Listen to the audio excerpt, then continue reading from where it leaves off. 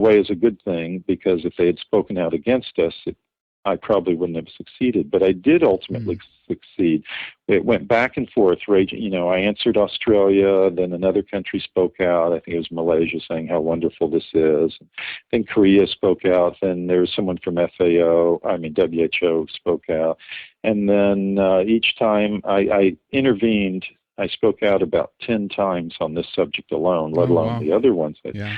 So I'm going back and forth and answering these people. Then, believe it or not, the delegate from Iraq, he spoke up to support us, just a little peep, and but he did speak up. And then then the chairman was exasperated. What do we do? What do we do? And normally they ignore INGOs, but I had been so adamant about this, I think it took them all aback. And so the chairman said, well, as a compromise, let's not advance this document this year. We'll hold it back. And then I took the floor again. I said, I support what the chairman said.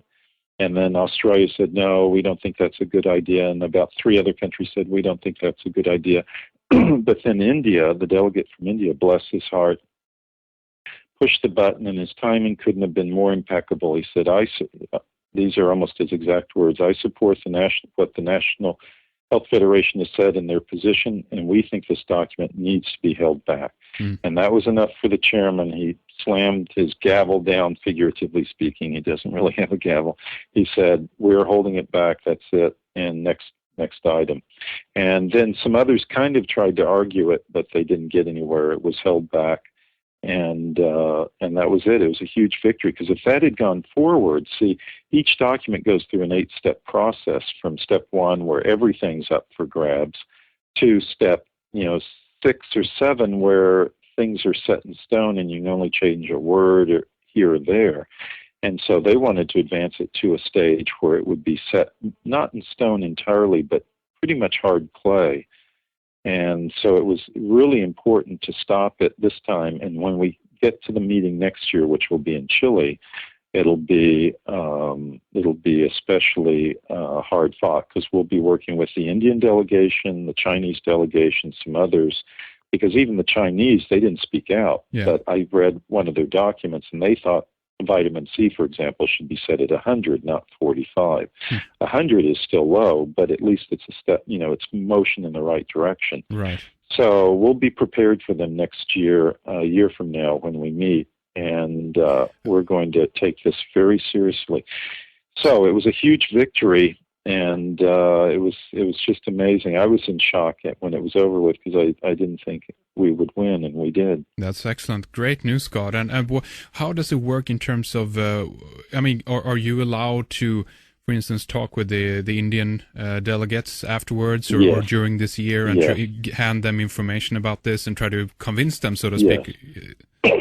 We are, and in fact, I did both during breaks and all that. That's one of the nice things about NHF being an accredited Codex organization, because we have the right not only to speak out at the meeting, which makes a world of difference. We have the right to submit documents, which we had already done, written documents, obviously, and then we have the right to interact in real time with the delegate. I could have actually gotten up, gone down to his desk, and been speaking to him during the event had I wanted to. Okay. But I didn't need to. But I didn't even know he felt the way he did till the last minute when he pushed the button and chimed in. But boy, it was like the cavalry coming to the rescue. Yeah. Except this time the cavalry were the Indians. So, well, that's good. Whatever country goes along with that idea. I mean, what about if we back up a little bit here, Scott, and just talk about the main agenda here, and again reiterate what is going on here. I mean, this particular meeting was about lowering basically the nutritional value in regards to vitamins and other supplements, and everyone here is saying how great it is to lower the standards. Why is that, do you think? Why are people agreeing to this? Well, I think it's for 2 reasons. One is just pure ignorance, the sort of anti-vitamin bias that so many professionals have, healthcare professionals especially, bureaucrats especially, have towards vitamins. They see them as, they don't really know anything about them. They don't know what they can do, vitamin, minerals, food supplements, but they have sort of this suspicion that they do something wrong. And also they listen to the mainstream propaganda that's churned out by the pharmaceutical companies. So these are the kind of people that read the regular newspaper, listen to the regular radio, watch regular TV programs, and there's actually a propaganda machine that is been put in motion for many years, decades even, against natural therapy to suppress their competition. And so these bureaucrats are inundated with this information. Vitamin E doesn't help. Expensive urine from taking vitamins is all you can expect.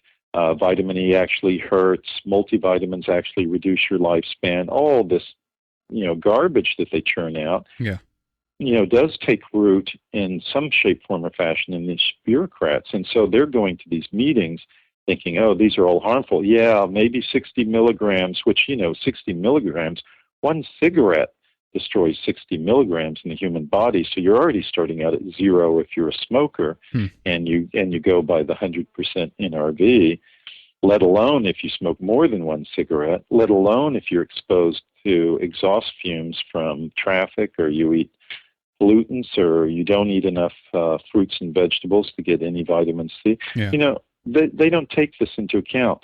And their mentality is safety first, safety first. Well, they don't realize they're actually killing people by putting an emphasis on applying this toxicological model to what are really very safe, natural products, things that we evolved with. And we even lost the genetic ability to manufacture vitamin C. If we had retained that if we'd retained that genetic ability, most humans would be manufacturing 10 grams a day. I mean, we'd be well beyond the milligram range. And that's been shown very, very definitely. Scott, is it dangerous to get too much vitamin? What do the body do if we take too much vitamin? Isn't it just that the body passes that through the system and nothing happens? Yeah. Well, yeah, and in fact, it's important to remember there are two kinds of vitamins. There's the fat-soluble and the water-soluble. So talking about the water-soluble, the body just passes them out. But they've even found an advantage to taking too much vitamin C because there's a reduced risk of bladder cancer, because the vitamin C is sitting in your urine in your bladder, and then it gets passed out, and it's providing protective effect even there. So even if you are taking too much, it's already providing an protective effect there. But actually, it's very tough to take too much vitamin C. Even I don't take enough vitamin C, and I take 2 or 3 grams a day. So because vitamin C only has a half-life in your body of 2 hours. Oh, wow. And you don't want to take time-release vitamin C, because then you have an acidic pill sitting in your intestinal tract in a very alkaline environment, burning a hole in your intestines. So you have to take it regularly, and once every 2 hours. But you don't really have to be so diligent. If someone just takes it once in the morning, once at lunch, and once in the evening, that's probably fine. The fact of the matter is that, getting to your original question, is that it's very tough for the typical person to get too many vitamins. I mean, you'd have to be a real vitamin fanatic. And then you go to the fat-soluble, where, and I'm leaving aside minerals for the moment, but you go to fat-soluble, and you have short-term fat-soluble, and then you have long-term. The short-term is vitamin E, which is only stored about 3 to 5 days maximum. And then you have vitamin A and D, which are longer-term stored. But if you're getting the natural form, it's really not a risk. Most people should be taking at least 2,000 international units of vitamin D, natural vitamin D a day. Now, if you're taking a synthetic D or synthetic A, I'd be a lot more careful, because the tolerance limits are a bit tighter. They aren't as tight as the government would tell you, but they're still tighter. With natural, there's no risk. I got sick with the flu earlier this year. I think I may have mentioned this last program. I took 50,000 units in the morning. By the early afternoon, I was well. 50,000 units. Now, admittedly, I had already been taking 2,000 or so units a day before that, so I already had a basic blood level established. So it might not work for someone who is taking no vitamin D.